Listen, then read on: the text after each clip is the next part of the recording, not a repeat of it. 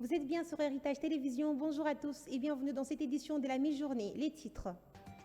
Une dizaine des morts et plusieurs autres portés disparus. Tel est le bilan de naufrages survenus le jeudi 11 novembre entre les eaux des Maboula sur le lac Kivu. Nous y reviendrons dès le début de ce journal. Et puis 6 personnes tuées, une structure sanitaire et des habitations incendiées. C'est le bilan d'une attaque des hommes armés la nuit du jeudi à ce vendredi au sud-est de Butembo, dans la province du Nord Kivu. C'est tout pour les titres. Bienvenue à tous. Si vous nous rejoignez sur la télévision à Grande Vision, une dizaine de personnes sont mortes et plusieurs autres portées disparues. Tel est le bilan d'un naufrage survenu le jeudi 11 novembre entre les eaux des Maboula sur le lac Kivu au niveau du village Mounanira dans le territoire de Calais au sud Kivu. Les recherches des disparus se poursuivent, à rassurer l'administrateur du territoire de Calais. Les détails avec Pierre Caboué. Suivez. Un naufrage s'est produit sur le lac Kivu. Le jeudi 11 novembre 2021 à la mi-journée, le témoin rapporte qu'il s'agirait d'une pirogue motorisée qui a chaviré sur le lac Kivu entre les eaux de Maboula, village Mounanira dans le territoire des Calais. Le bilan provisoire avancé par la société civile fait état d'une dizaine de morts, d'une cinquantaine de personnes disparues. La pirogue, en fait, transportait plusieurs personnes avec leurs marchandises en direction d'un marché local. Même la botte, elle aussi, était introuvable. L'administrateur du territoire des Calais, Dédé Mwamba, dit attendre le dernier élément d'information, mais parle de 3 corps sans vie déjà récupérés. Une trentaine de personnes avaient été portées disparues depuis dimanche 9 septembre à la mi-journée, lors du naufrage sur le lac Kivu en territoire des Calais. Selon Dédé Mwamba, 32 personnes figuraient sur les manifestes officiels. Il évoque un bilan de 3 rescapés jusqu'en ces moments. Restons toujours dans l'Est de la République où 6 personnes tuées, une structure sanitaire et des habitations incendiées. C'est le bilan d'une attaque des hommes armés la nuit du jeudi à ce vendredi 12 novembre à Kisunga, un village situé à une vingtaine de kilomètres de Kyondo au sud-est de Butembo. Nous sommes dans la province du Nord Kivu. Gloria Panga.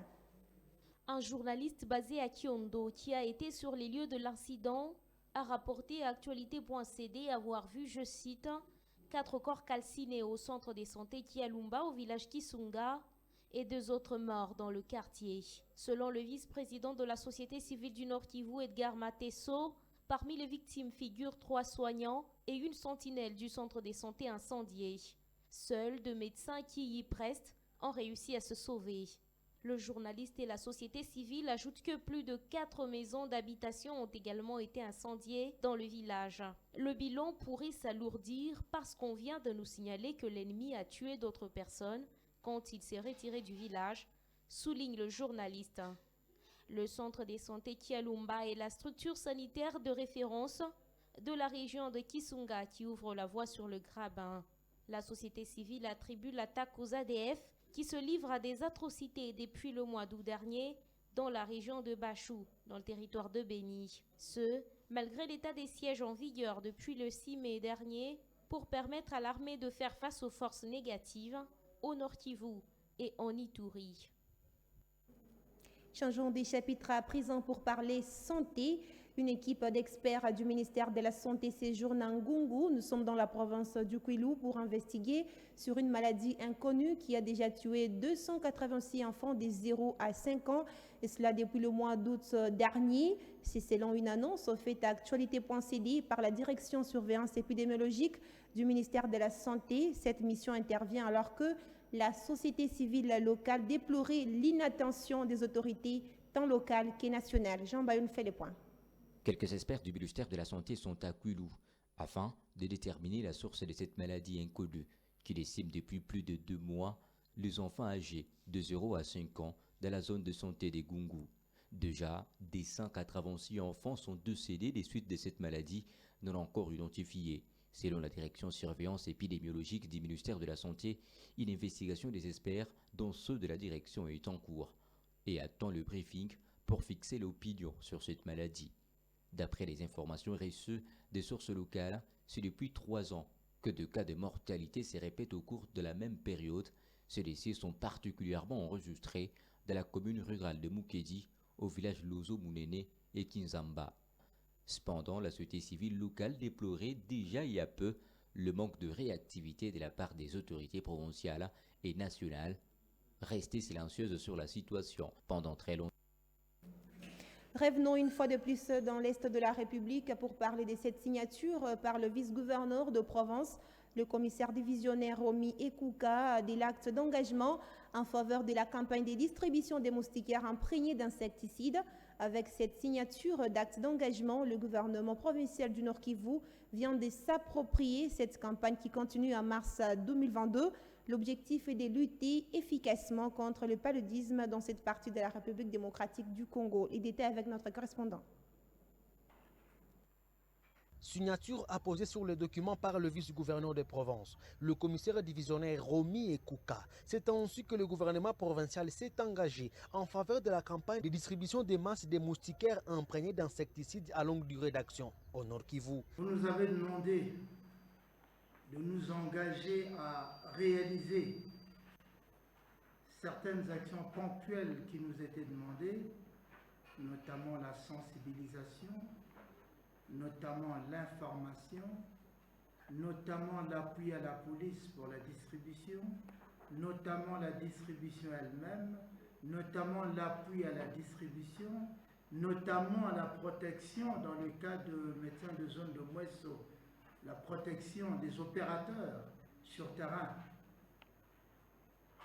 Nous nous sommes engagés ce jour, par notre signature, à réaliser tout ce qui nous a été demandé pour le bien de nos populations qui vont être, d'ici mars, équipées de moustiquaires.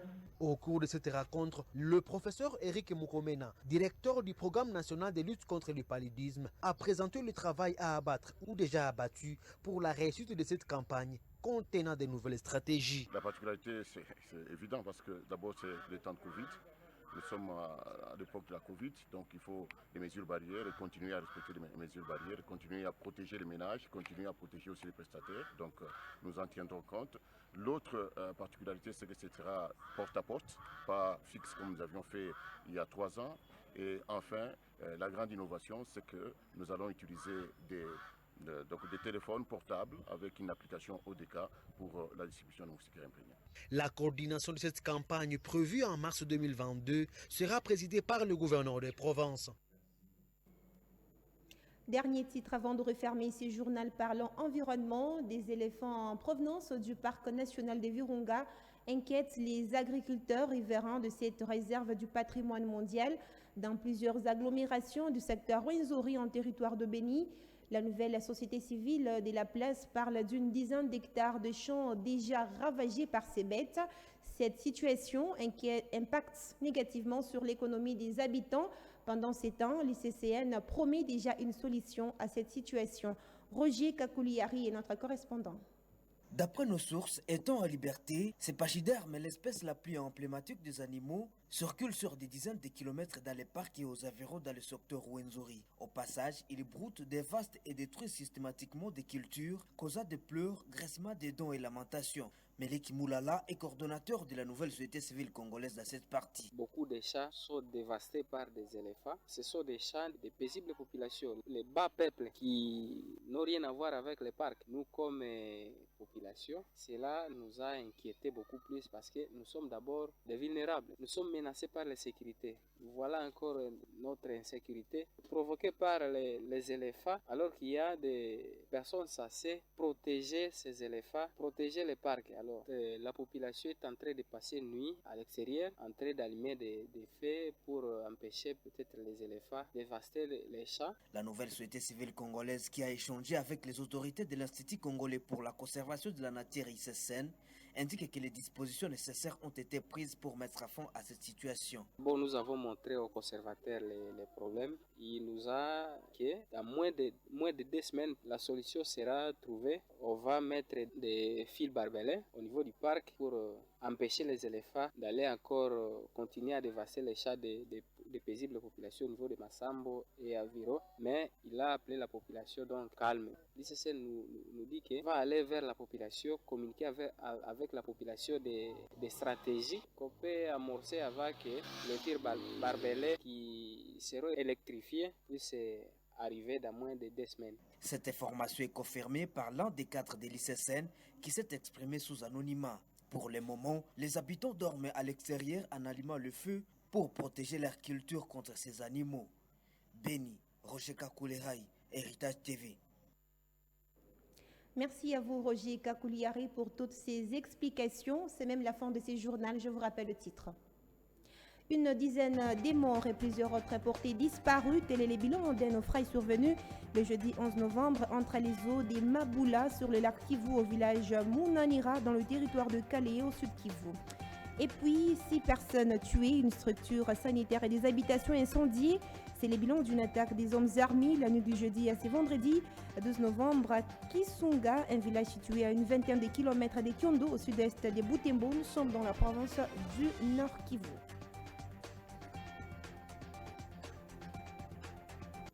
C'était le journal de la rédaction. Merci à tous de l'avoir suivi sur toute l'étendue de la République démocratique du Congo, notamment à Kinshasa, la capitale. Restez branchés sur nos antennes. L'information reste en continu. À bientôt.